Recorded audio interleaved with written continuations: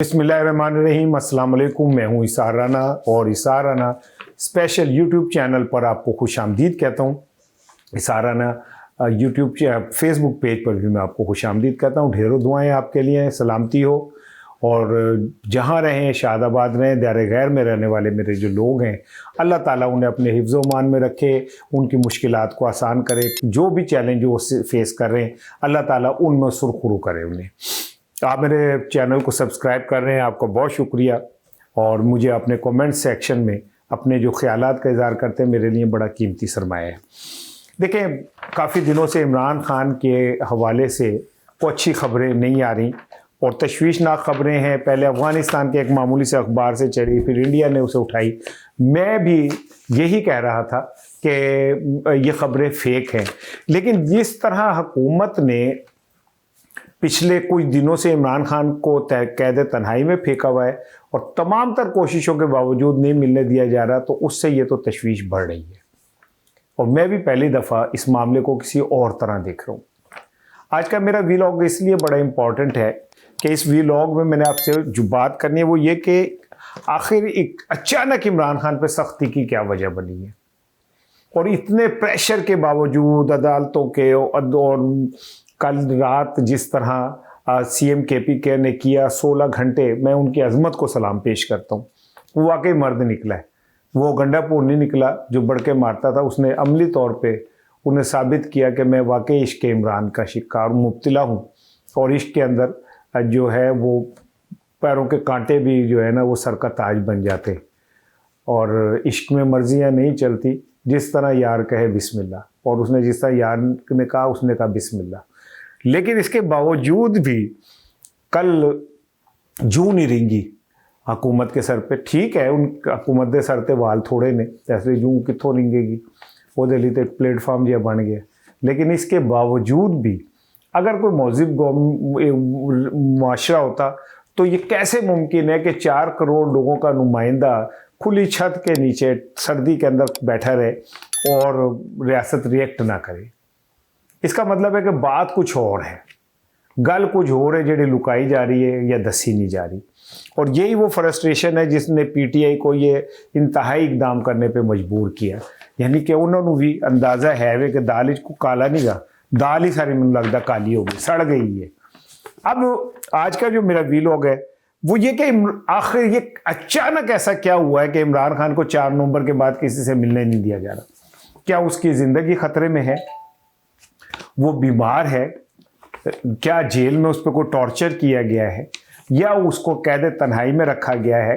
कल इमरान खान के साहबजादे कासिम ने भी ट्वीट किया और उनका मेरे बाप को सजाए मौत के कैदियों वाली बैरक में रखा गया है। दूसरी जानिब हुकूमत की तरफ से भी फटाफट वजाहतें जो आ रही हैं, हमारे गंडापुर ने भी वजाहत ठोकती है। हालांकि उनको पूछे भी तोड़ा की काम है भाईजान, आप ना 3 में ना 13 में, अब आपने अपनी इनिंग खेल ली, अब घर बैठे तस्बीह पढ़े, ये शहर चाटे।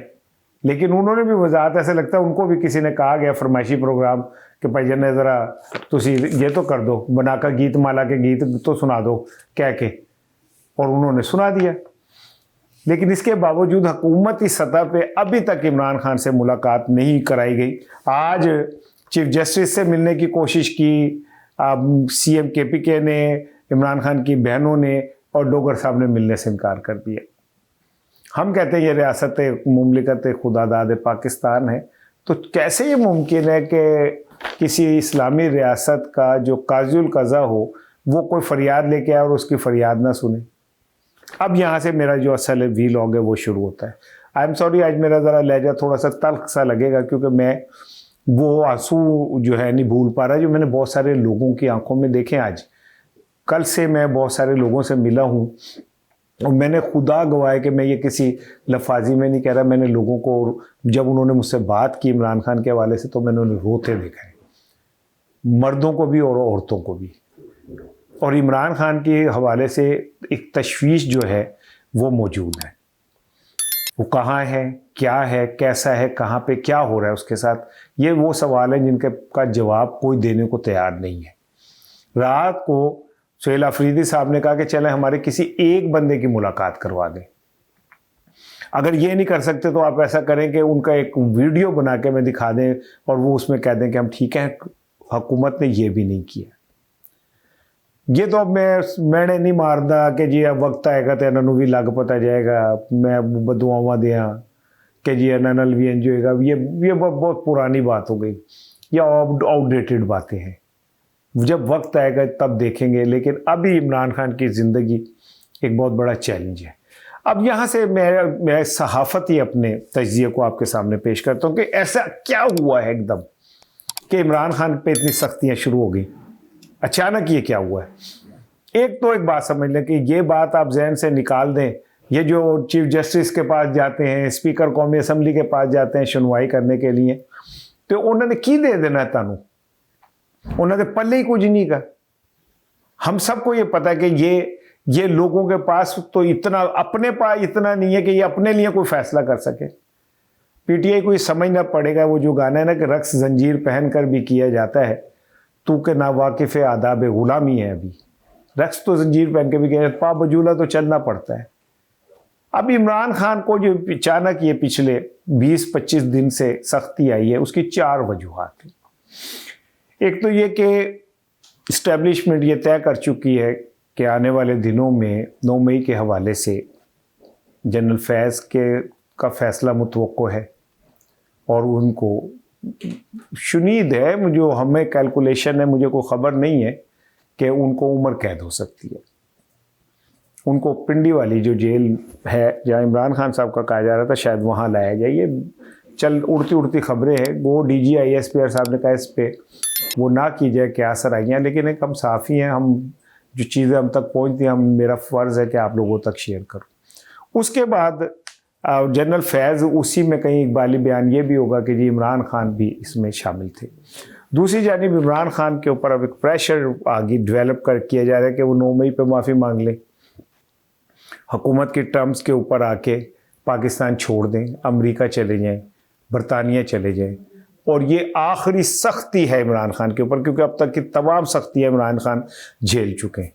दूसरी जानिब जो बड़ी इंपॉर्टेंट चीज़ है, मैंने अभी 2-3 दिन पहले अपने व्लॉग में आपको एक इशारतन बात की थी कि मुझे इतलात ये कि अमरीकी जो कुछ सिफारतकार हैं वो भी इमरान खान से कहीं जेल में मिले हैं।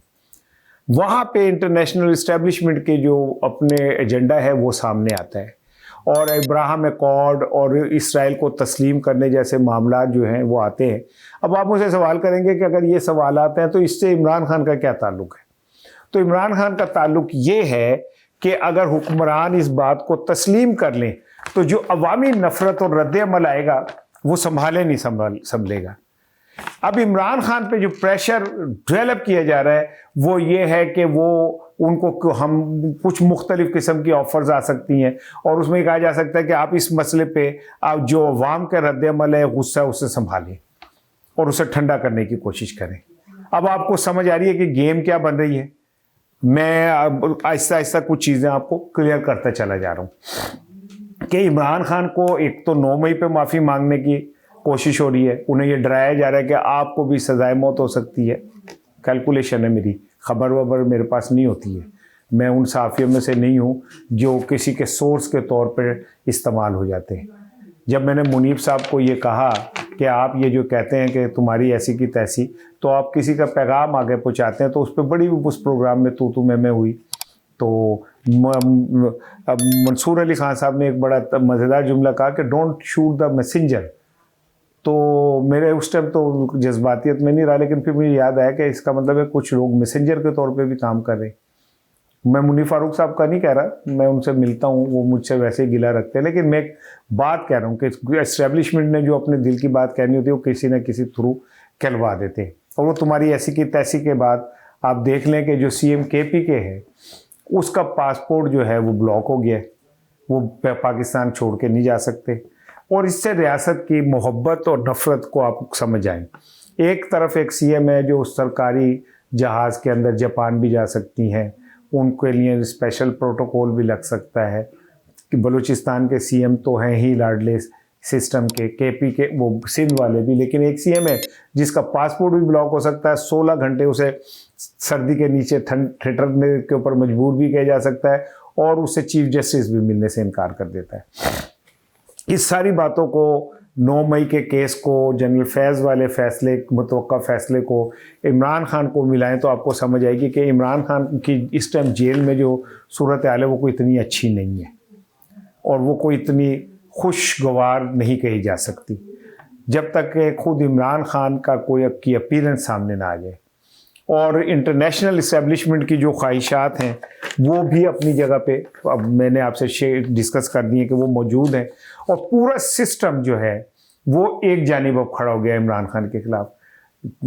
ताकतवर भी, पार्लियामेंट भी, अदालतें भी, सब लोग जो हैं वो, और इमरान खान अकेला रह गया है।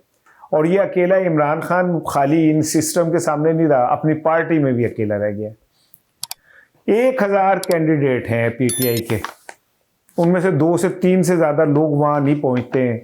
अब पीटीआई ने कहा कि मंगल वाले दिन भाईजान कोई फनबट नहीं होगी, अगे पिछे हूँ अगर मगर कुछ नहीं होनी है, हमेशा में नहीं होनी, तो सीधे भाईजान मंगल वाले दिन तुझे डयाला पहुँचना है, जड़ा नहीं पहुँचता वो टिकट कैंसिल है।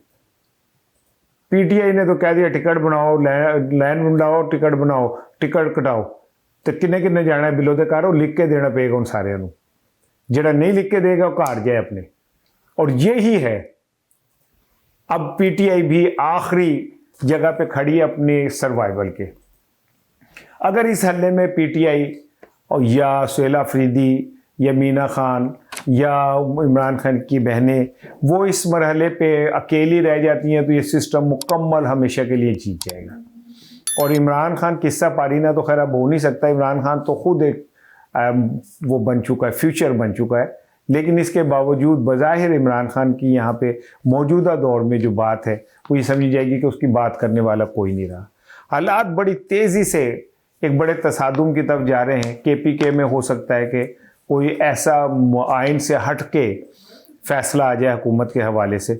केपीके में भी इस बात को महसूस किया जा रहा है। जो ISF है, इंसाफ स्टूडेंट फेडरेशन, उन्होंने कल इजलास किया और उनका मंसूबा ये है कि अगर कभी कोई ऐसी सिचुएशन होती है तो केपीके का जो ताल्लुक़ है वो तमाम पाकिस्तान से काट दिया जाएगा। क्योंकि केपीके के वज़ीर आला बार बार ये कह रहे हैं कि ये जो इम्तियाज़ी सलूक है ये लोगों के अंदर सुबाइयत फैला रहा है, कि जब अब मरियम साहिबा को जहाज़ भी मिल जाता है, प्रोटोकॉल भी, उनको सिस्टम जो है वो हाथों में उठा कर लिख फिरता है और एक CM के साथ ऐसा होता है तो लोगों के अंदर इससे एहसास महरूमी पैदा हो रहा है, जो पाकिस्तान की फेडरेशन के लिए अच्छी अलामत नहीं है।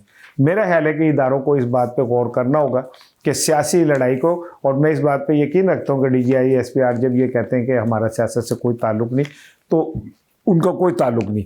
लेकिन अगर कोई उनका कंधा इस्तेमाल कर रहा है तो भी इस्टेब्लिशमेंट को ये क्लियर उन कंधों को कह देना चाहिए कि अपनी लड़ाई आप लड़ें, हमारे कंधे इस्तेमाल ना करें। और वो जो फिर मैदान ही चान गए थे, अब ना खंजर चलेगा ना तलवार, उनसे ये बाजू मेरे आजमाए में, वो ना सानू पता है कि किन्ना मतलब बावा ही दामे गए, असी देखे है। हथ जोड़ी होगी तो हाथ भी नहीं पैन लगेगा तो थले डिग सकते हैं। ये PTI का गुमान है, लेकिन जो भी गुमान है आने वाले चंद दिनों में बड़े क्लियर के साथ आपके सामने आ जाएगा। अस्सलाम वालेकुम।